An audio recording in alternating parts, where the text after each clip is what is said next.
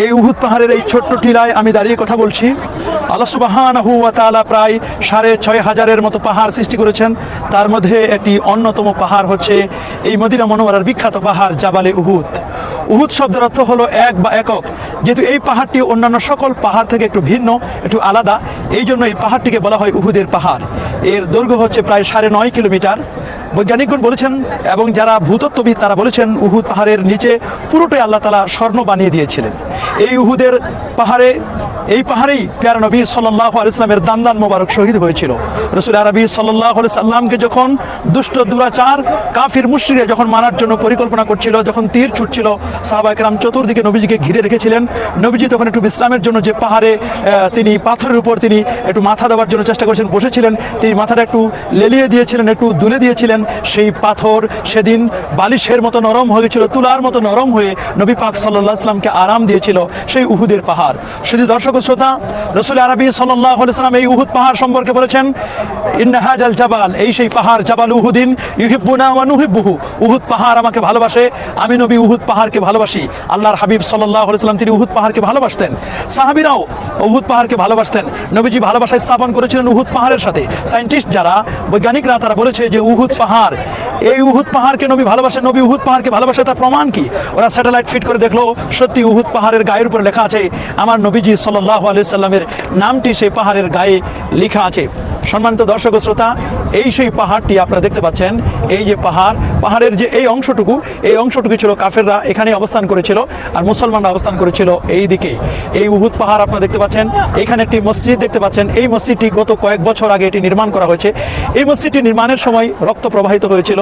এখানে পাইলিং করতে গিয়ে বিরাট এক মুজিজা এখানে সংগঠিত হয়েছিল, কারামত সংগঠিত হয়েছিল এই জায়গাটিতে। সম্মানিত দর্শক শ্রোতা, নবীদের পক্ষ থেকে যদি কোনো মিরাক্কেল, কোনো অত্যাশ্চর্য ঘটনা আসে, সেটি হবে মুজিজা। কোনো সাহাবী এবং অলিদের থেকে আসলে সেটা হবে কারামত। আমার সামনে যে এই ঘেরা অংশটুকু দেখতেছেন, এটি হচ্ছে উহুদের যুদ্ধে যারা শাহাদাত বরণ করেছিলেন তাদের মাজার। আর এরপরে যে অংশটুকু দেখতে পাচ্ছেন, যেখানে সাইনবোর্ড দেওয়া আছে দুটো কবর, সেই কবর দুটো, একটি হচ্ছে হযরতে হানজালা রাদিয়াল্লাহু তাআলা, আরেকজন হচ্ছেন হযরতে সাইয়্যিদুশ শুহাদা আমির হামজা রাদিয়াল্লাহু তাআলা আনহুমা, তাদেরই কবর। এখানে হাজী সাহেবরা আসেন, জিয়ারত করেন। আমরা এই পাহাড়ে উঠে কথা বলছি, আমরা একটি টিলায় উঠে, এখানে বিভিন্ন ধরনের পাহাড় রয়েছে, এই পাহাড়গুলো আমরা দেখতে পাচ্ছি। এখানেই উহুদের যুদ্ধ সংঘটিত হয়েছিল। সম্মানিত দর্শক শ্রোতা, প্যারা নবী মুহাম্মদ রাসূলুল্লাহ সাল্লাল্লাহু আলাইহি ওয়াসাল্লাম তিনি যখন এই পাহাড়ে উঠেছিলেন, পাহাড়ে উঠলে এই পাহাড় প্রকম্পিত হতে লাগলো, পাহাড় কাঁপতে লাগলো। রাসূল আকরাম সাল্লাল্লাহু আলাইহি ওয়াসাল্লাম বলেন, উসবুত, এই পাহাড় তুমি থেমে যাও, পাহাড় তুমি থেমে যাও, তুমি জানো এখানে একজন নবী, দুইজন শহীদ আর একজন সিদ্দিক রয়েছে। রাসূল আকরাম সাল্লাল্লাহু আলাইহি ওয়াসাল্লাম তাদের ব্যাপারে আগেই বলেছিলেন। দুইজন শহীদ কে? একজন হযরত ওমর ফারুক রাদিয়াল্লাহু তাআলা, আরেকজন হযরত উসমান জুন্নুরাইন, আরেকজন সিদ্দিক হচ্ছেন আবু বকর সিদ্দিক রাদিয়াল্লাহু তাআলা। আর নবী তো নিজেই, তিনি আগেই বলে দিয়েছিলেন যেখানে একজন সিদ্দিক, দুজন শহীদ আর একজন নবী আছে। সত্যি পাহাড় থেমে গিয়েছিল। এই পাহাড়কে দেখেই নবী বলেছেন, জাবাল উহুদিন ইউহিব্বুনা ওয়া নুহিব্বুহু। হাজী সাহেবরা মদিনা মুনাওয়ারা জিয়ারতে এসে তারা এই উহুদের পাহাড় জিয়ারত করেন। তারা বিভিন্নভাবে জিয়ারত করতে এসে তারা এই আমির হামজা রাদিয়াল্লাহু তাআলার কবর, মাজার জিয়ারত করেন। আমরা এই কবর জিয়ারত করব। কবর জিয়ারত এটি সুন্নাহ, এটি বিদআ নয়। নবী করিম সাল্লাল্লাহু আলাইহি ওয়াসাল্লাম প্রায় সময় তিনি এখানে আসতেন। তিনি কখনো কখনো পায়ে হেঁটেও তিনি এখানে আসতেন, এসে তিনি কবর জিয়ারত করে যেতেন।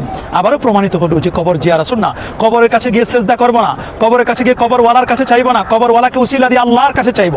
যে ইস্তাআনতা ফাস্তাইন বিল্লাহ, কবর এখানে সিজদা দেওয়ার জায়গা নয়, কবর হচ্ছে জিয়ারতের জায়গা। এখানে পড়তে হবে আসসালামু আলাইকুম ইয়া আহলাল কবুর আনতুম লানা সালাফুন নাহনু লাকুম তাবাউন ইন্না ইনশাআল্লাহু বিকুম লাহিকুন। সূরা ফাতিহা, সূরা ইখলাস, দরুদ শরীফ, আয়াতুল কুরসি, চার কুল সহ এভাবে পড়ে কবর ওয়ালার কাছে নয়, আল্লাহর কাছে আমরা চাইব, তাদেরকে উসিলা দিয়ে আল্লাহর কাছে চাইব। এখনো তারা জীবিত। ওয়ালা তাহসাবান্নাল্লাযিনা কুতিলু ফি সাবিলিল্লাহ, আল্লাহর পথে যারা শহীদ হয় তারা কখনো মরে না, বরং তারা জীবিত। এই শহীদগণ যদি জীবিত হয়, তারা নিঃসন্দেহে নবীগণ তাদের কবর শরীফে, তাদের রওজা শরীফে জিন্দা। এই জমিনকে আল্লাহ নোটিশ করে দিয়েছেন, ইন্নাল্লাহা হাররামা আলাল আরদি আন তাকুলা আজসাদাল আম্বিয়া। সমস্ত নবীগণ তারা কবর শরীফে জিন্দা, আল্লাহর পক্ষ থেকে রিজিক প্রাপ্ত। এই জমিনকে আল্লাহ নোটিশ করে দিয়েছেন, রে জমিন, তোমাদের উপর নবীদের দেহ ভক্ষণ করা হারাম করে দেওয়া হয়েছে। সম্মানিত দর্শক শ্রোতা, আমরা আজ এ পর্যন্ত